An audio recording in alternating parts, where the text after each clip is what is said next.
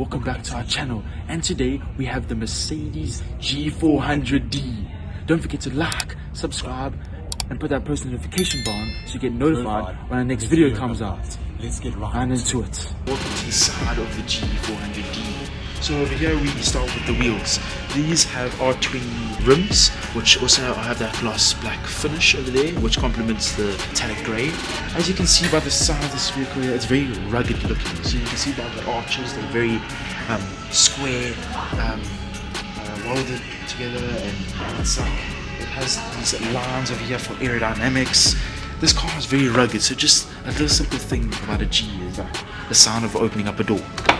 That sound over there is just G Wagon, you know what I mean? So we also have over here very big windows. It looks like we have non-privacy glass in the front and privacy glass in the back. Obviously for passengers, I think they prefer not to be seen. Over here the G also gets a nice side skirt over here, or step in a sense, to get on and off your G Wagon. As you guys can see, this car also has electronic folded out and in mirrors with the gloss black accents on it. Yes, that complements the grey in my sense as well. I like it. So you can see there's a lot of refined detail in the build of the car and the lines of the vehicle. And yeah, let's get to the rear of this Mercedes-Benz G400D. Rear of the Mercedes-Benz G400D. As you guys can see, this is the G400D. This is a diesel. As you guys can see, the back of this vehicle is quite boxy in a sense, the G Wagon. We have a huge spare wheel with a nice Mercedes-Benz spare wheel cover. We have the LED headlamp, tail lamps with the indicator bulb over there. We have all surround sensors again at the bottom of the vehicle over here at the rear. And then we also have the rear windscreen over here. In my opinion, the rear windscreen is not the biggest, but it does serve its purpose. So yeah, that's the rear of the Mercedes-Benz G400D.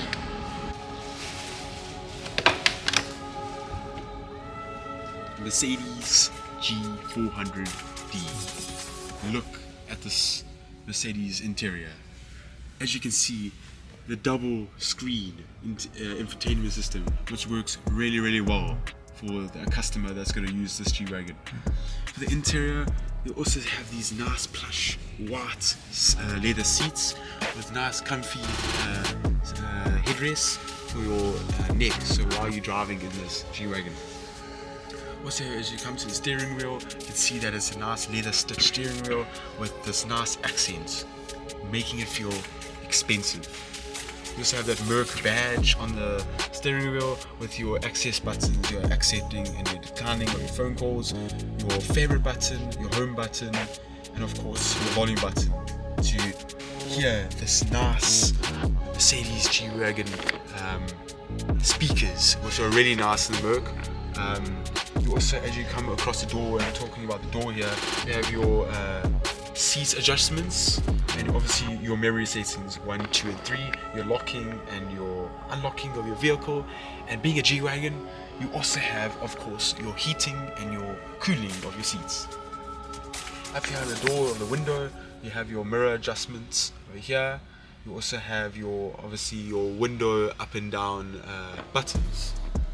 The window, as you can see, is quite a square, boxy look, but you know, the G Wagons always had that look, even from the old G Wagons to what it is now.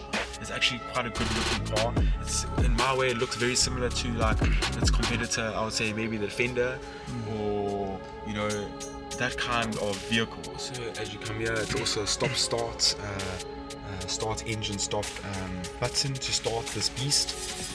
You also have on the dashboard here with this nice aluminium and wood effect with this gloss black. You also have a nice clock here. You obviously have your navigation button, your radio, your media, your telephone button, and your hazard button, of course. Also, what this G Wagon was quite nice is that the G Wagon climate control is, you know, buttons. It's the physical buttons, which is nice. You also have your increasing or decreasing of your climate control on each side here for the passenger and obviously the driver. You have your nice aluminium feeling vents and obviously your menu button. And these buttons feel like the aluminium expensive because you know this car is a starting price of like 3 million rand, so you're going to be paying quite a lot. If you go across the dashboard over here, you also have this nice grab handle because being an off-roader, you have that nice grab handle to grab on while you're off-roading. You also have for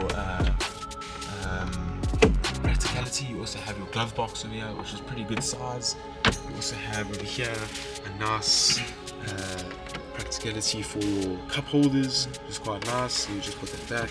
You also have this nice Spitz glove box over here. Also so you can also have your stuff in there as well. And also inside here, you also have your USB port and another USB port for for your phone charging and your appliances. Also, if you go to the bottom of our feet here, you also get this nice aluminium pedals. And also, with this G Wagon, you also being quite a sporty SUV, you also have your nice aluminium shifting pedals up and down there, plus and minus. In the G Wagon, you also get your sunroof, not like in the Land Rovers, but in the Land Rover, like I've just done the Discovery 5 now, you get the double sunroof. But in this G Wagon, you get your nice panoramic sunroof. Obviously, you have all your options here, your lights for when you're reading a book. Obviously, your important your SOS button, and yeah, there's also adjusting of your sunroof. But it's just sitting in this G Wagon, you sit quite high up, like in a Range Rover. You also have obviously your nice speakers at the top here, which is pretty nice when you're sitting in the G Wagon.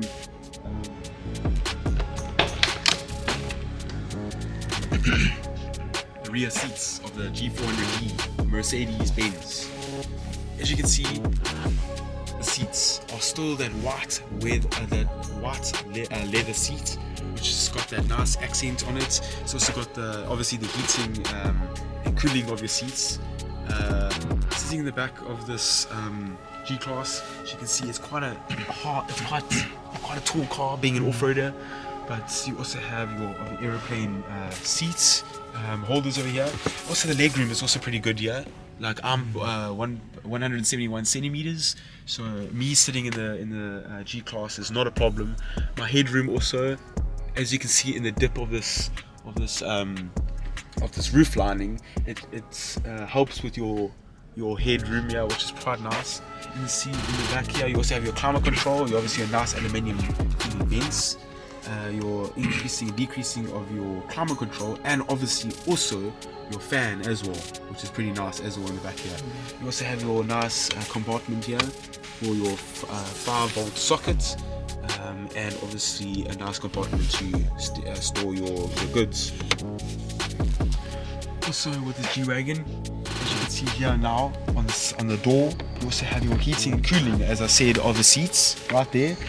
You also have your button of course over there for your window, and a gorgeous looking speaker on your door right here on the G Wagon. Also with the G Wagon, you also have this nice holder over here, so while you're sitting there, very, very comfortable. Also, the thing also is that I've noticed is that a lot of car brands is covering this because it can scratch or be uncomfortable on your wrist, but it's not a big problem. I reckon we go to the rear of this G Wagon. See there, the boot capacity of the G400D is a total of 487 litres. As you can see in the back here, 487 litres gets you quite a lot of space. Compared to its competitors, the Disco 5 has 1,137 litres, but this is pretty reasonable. It still fits some stuff in here like a suitcase or something, but it's quite a boxy shape, which makes it pretty easy to put in stuff in and out of this vehicle. But it's still got that nice, as you can see here, this nice, obviously being quite an expensive car, you still get that nice white leather in the back here, which makes it feel really expensive. You also have this nice grab handle to close your G Wagon rear boot. But yeah, it's 487 litres, not that bad. Under the hood of this G400D gets inline 6 turbo bi-turbo diesel engine, which pushes out 243 kilowatts and 700 newton meters of torque, getting 0 to 100 in 6.6 seconds.